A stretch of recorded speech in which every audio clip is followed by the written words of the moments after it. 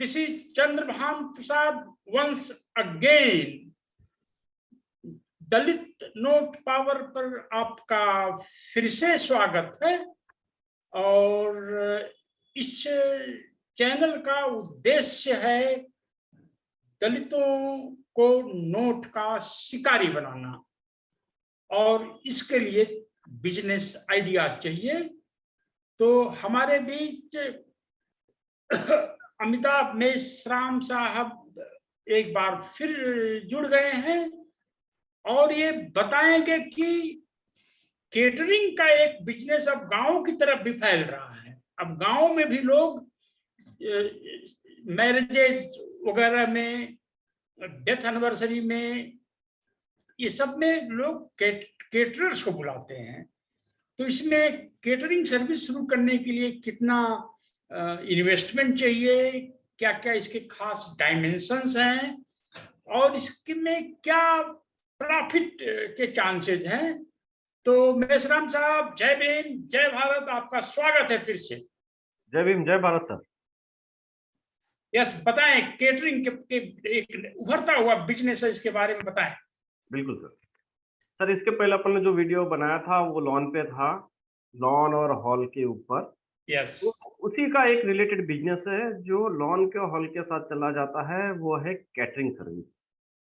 अब catering services business ये आया कहाँ से? ये पहले बड़े बड़े शहरों में हुआ करता था, अब ये ग्रामीण की तरफ रुख हो रहा है। इसकी वजह ये है कि हर बंदा, कोई भी इवेंट हो, बर्थडे पार्टी हो या मैरिज हो या फिर कोई भी इवेंट हो, उसको एंजॉय करना चाहता है।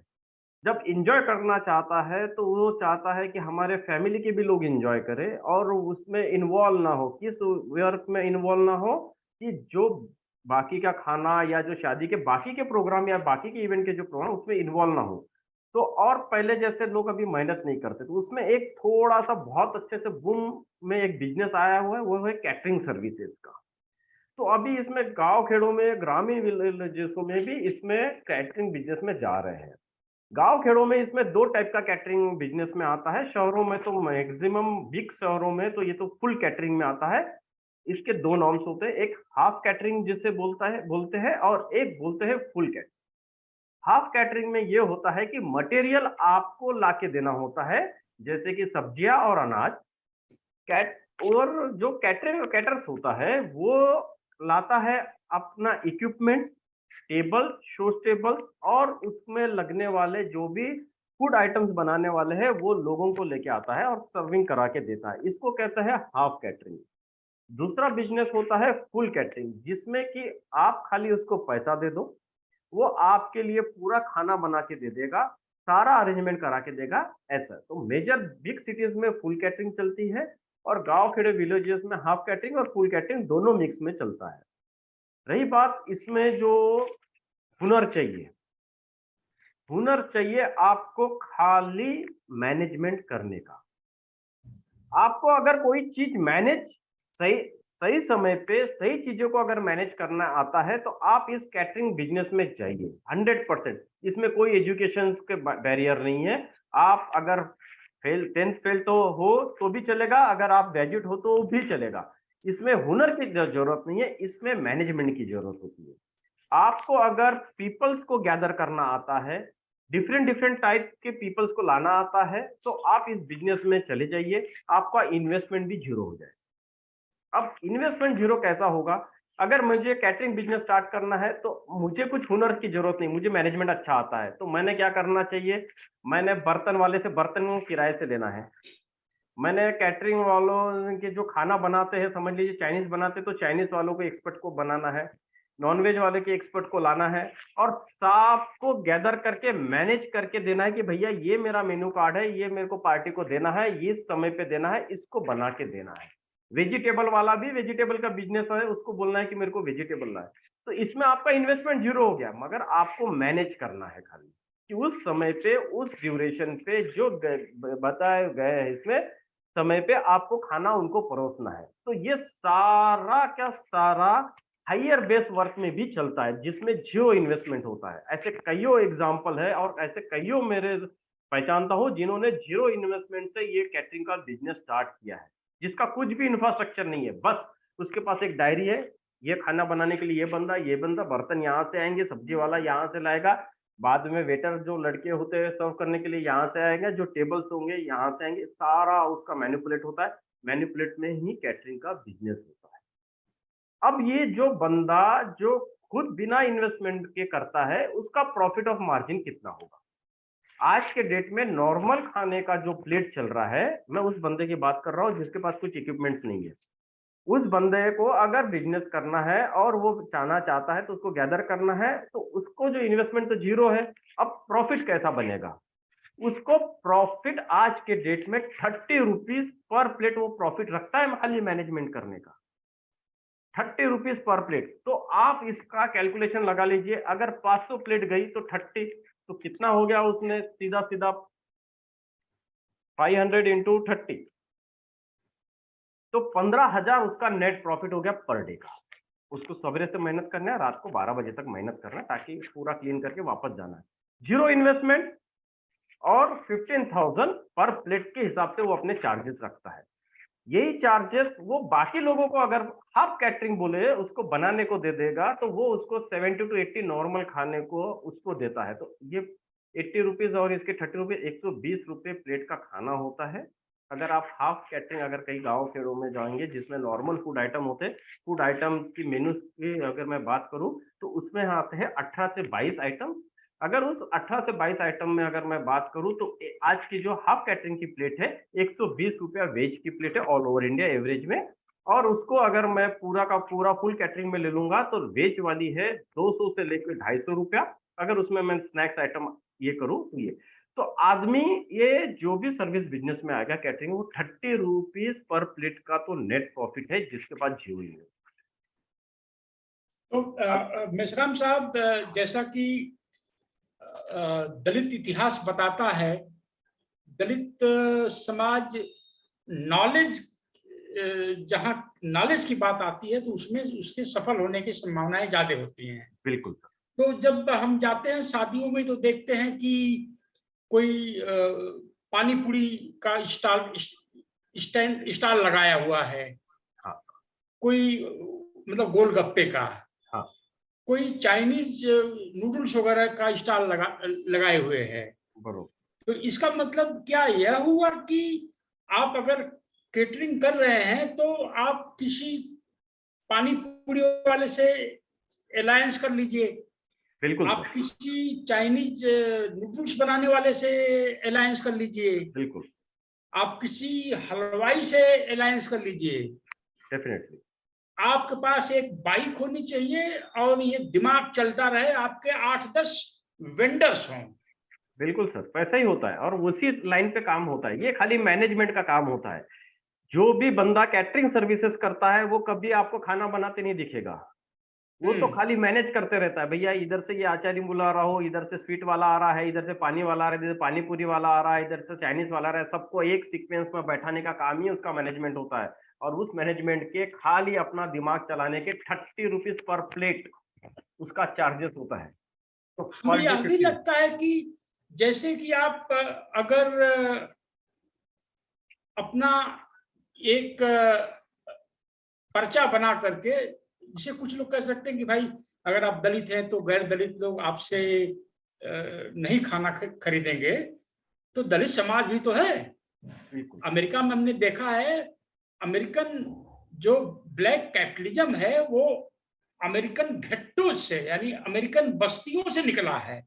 हाँ। तो ब्लैक लोगों के खरीदार बने। ब्लैक लोग जब आर्मी में गए और तमाम जगहों पर गए, रेलवे में गए, तो ये इनके पैसे इनके बीच में ही घूमते रहे। तो दलित समाज के घर भी बच्चे पैदा होते हैं, दलित समाज के घर भी लोग मरते हैं, दलित समाज के घरों में भी लोग शादी ब्याह करते हैं। तो दलित समाज तो खुद ही एक मार्केट है। Definitely sir, definitely. तो इसमें दलित नौजवानों को जो इसमें अपना करियर आजमाना चाहते हैं, तो उन्हें 100 गांव की एक लिस्ट होनी चाहिए उनके पास। 100 गांव के बीच उनका मूवमेंट होते रहना चाहिए और फिर वो अच्छी बिजनेस प्रैक्टिस करें, ज्यादा कमाई की कोशिश न करें शुरू शुरू में। तो अगर दलित समाज के भीतर ही कोई बाइक लेके घूम रहा है और बोल रहा है हम ये सुविधाएं देंगे, इसी रेट पर देंगे, तो दलित समाज एक बड़ी मार्केट है। डेफिनेटली अच्छी मार्केट है सर। और कैटरिंग बिजनेसेस ये कभी लॉस में नहीं जा सकता है, क्योंकि इसमें आपका पूरा का पूरा सर्विस ओरिएंटेड काम होता है। ये तो अपन ने अब तक बात की है कि हाफ कैटरिंग में, अब अपन आते हैं फुल कैटरिंग में। Full yes. कैटरिंग बोले तो मटेरियल से भी लेके आपका ही होगा सब, खाली पार्टी आपको पैसा देगी, आपको उसके थीम के अनुसार खाना परोसना है। मैंने क्या बोला सर, उसके थीम के अनुसार खाना परोसना। एक होता है जनरल जो टेबल्स लगा दे, और एक होता है theme based work. Theme based work में आपको मोर प्रॉफिट आता है। तो जब फुल टाइप की कैटरिंग्स होती है, ये थोड़े शहरों में ज़्यादा जाती है, तो उसमें थीम बेस्ड काम होता है। समझ लीजिए कि अभी एक कैटरर्स है जिसको थीम चाहिए, उनको चाहिए गुजराती थीम। तो कैटरिंग वाले कुछ 1-2 बंदा अगर गुजरात से आया तो ठीक है, मगर वो उसको गुजरात के ड्रेसेस पहना के दे देगा। ठीक है? और गुजरात का जो सेटअप बना के दे देगा, थोड़ा गुजराती फ्लेवर खाना दे देगा और उसका वैल्यू एडिशन कॉस्ट ले लेगा। ठीक है? वैसे बिहार का खाना अभी हमारे इधर जो नागपुर साइड में चल रहा है, तो इसमें क्या होता है कि हमारे यूपी बिहार से लोग आते हैं, कोई चाट अच्छा बना रहा है, तो कोई हलवा अच्छा बना रहा है, तो उस टाइप के लोग आते हैं, उनको उनका ड्रेसअप देते हैं। इसके आपको वैल्यू एडिशंस मिलते हैं। जब फुल कैटरिंग होती है और थीम बेस्ड काम होता है, तो ये थीम बेस पे वर्क होता है, और थीम बेस्ड वर्क आपको मोर पैसा देके जाता है। आज के डेट में अगर आप अच्छे कैटरिंग वालों के पास में जाओगे, तो उनके जो मेन्यूज होते हैं वो 18 से 26 मेन्यूज होते हैं। उसमें वेज और नॉन वेज पकड़ के 1000 रुपीज से लेके वो 2000 रुपीज पर प्लेट तक खाना जाता है। अच्छा, अच्छा, हाँ सर, अच्छा। बिल्कुल। तो ये 1000 रुपीज से 2000 रुपीज तक खाना जाता है। तो इसमें क्या है, ऐसा क्या होता है, खाना तो वही है। वही खाना 500 रुपए में अगर आपने थीम छोड़ दिया, तो वही खाना 500 रुपए में मिल जाएगा। तो क्या होता है, इसमें जो बिजनेस है, जो फुल कैटरिंग में, इसमें आपको वेरिएंट बहुत सारे मिल जाएंगे। आपको वेरिएंट के हिसाब से काम करना पड़ता है। इसमें थोड़ा आपका टैलेंट और थोड़ा एक्सपर्टीज की जरूरत पड़ेगी। जब ये एक्सपर्टीज आपके पास आ जाएंगी कि इस टाइप के लोग आपको इस टाइप का प्रेजेंटेशन देना है, जिसका आपके डिशेस होते हैं उसका भी एक अलग से प्रेजेंटेशन होता है, उसका जो सर्विस बॉय होते हैं तो एचएम से लोग आते हैं, तो इसमें थोड़े क्वालिफाइड भी लोग होते हैं जो बात करते हैं। मगर इसका वॉल्यूम जो बिजनेस होता है, जो अमाउंट में होता है पर प्लेट, वो बहुत ज्यादा होता है और मार्जिन भी इसमें बहुत ज्यादा होती है। ये इस थीम बेस्ड अगर बिजनेस में जाना है आपको, तो इसमें थोड़ा-सा आपका खुद का इन्वेस्टमेंट भी करना होता है, क्योंकि इसमें आपको इन्वेस्टमेंट जो होता है, आपके किचन इक्विपमेंट्स आपको खुद को लेना होता है बहुत। ये क्योंकि कुछ-कुछ इक्विपमेंट्स जब आप बड़ी प्लेट्स और बड़े थीम में जाते हो, तो ये हर बार आप अगर उसको लाते जाएँगे, तो आपके साथ क्या हो जाएगा का आपका मोटा-मोटा जो कॉस्ट होता है, वो कॉस्ट आप उस जहाँ से आप हायर करते हो, रेंट बेस पे लाते हो वो इक्विपमेंट, वहाँ चला जाता है। तो मेजर जो कैटरिंग बिज़नेसेस होते हैं, ये बेसिक इक्विपमेंट जो अपने टेबल पे जहाँ खाना सर्व होता है, जिसमें खाना रखा जाता है, ये उनका होता है। तो इसमें आपको इन्वेस्टमेंट करना पड़ेगा, क्योंकि वो हर 5 साल में उसका डिज़ाइन चेंज होता है, और हर पार्टी अगर एक घर में उसको 2 बार कैटरिंग करना है, तो वो रिपीटेड नहीं करेगा। तो इसके सेट बोलते हैं हम, इसको हम सेट बोलते हैं खाना परोसने वाले। तो वो जो सेट्स होते हैं, उसको आपको रखना पड़ेगा। उसी के साथ-साथ आपको प्लेट्स जो होती है, प्लेट्स का आपको स्टॉक रखना पड़ेगा, इसमें आपको इन्वेस्टमेंट करना पड़ेगा। आज के डेट में अगर आप एक्रिलिक जो अच्छी प्लेट दिखती है, जो काँच की प्लेट टाइप में दिखती है, उसकी उसकी कॉस्ट आज के डेट में ₹250 से ₹125 से ₹250 एक इतना इन्वेस्टमेंट आपको करना पड़ेगा पर प्लेट। तो आपके पास 1000 प्लेट रखो, 500 रखो, वो आपका डिमांड के ऊपर है। तो इसमें मोटा-मोटा आपको 10 लाख से 15 लाख में आप एक अच्छा कैटरिंग का बिज़नेस स्टार्ट कर सकते हो, जिसमें आपको थीम बेस्ड बिज़नेस में कैटरिंग में जा सकते हो। अब थीम बेस्ड जिसका भी कैटरिंग होता है या जो फुल कैटरिंग करता है, वो छोटा 100 लोगों से लेके 500 से लेके 2000 लोगों तक काम को कवर कर सकता है, उसके हिसाब से इसका प्रॉफिट कैलकुलेट होता है। इसके भी जो डेट्स होते हैं या साल में कितने दिन आपको काम मिलेगा, अगर आपकी अच्छी पब्लिसिटी है, तो इसमें आपको जो काम मिलेगा वो आते हैं 280 से लेके 320 डेज। अगर उसमें आपके पास 50% भी काम रहा, तो आपके पास जो काम रहेगा वो 120 से लेके 130 दिन तक आपके पास फुल डे काम होता है। अगर अच्छा भाई इसमें साहब, आप हमने हाँ, हमने देखा है जब वॉकिंग करने जाते हैं राइट, तो बहुत सारे छोले भटूरे वाले हैं, राइट, पानी पूरी वाले हैं, बिल्कुल। आइसक्रीम बेचने वाले हैं, तो ये वहाँ पर लिखे रहते हैं कि हम केटरिंग सर्विसेज भी उपलब्ध कराते हैं। Definitely sir. तो इसका मतलब कि आप एक केटरर हैं और आपके क्लाइंट की डिमांड है कि आइसक्रीम भी हमें सर्व करो, तो आपको आइसक्रीम वाला बनने की जरूरत नहीं, पर बल्कि जो बगल में आइसक्रीम वाला लेके खड़ा होता है उससे कहना हमारे यहाँ आके आप लगा दो ठेला, बिल्कुल, बिल्कुल। और अपना कमीशन फिक्स कर लेना है। बरोबर सर।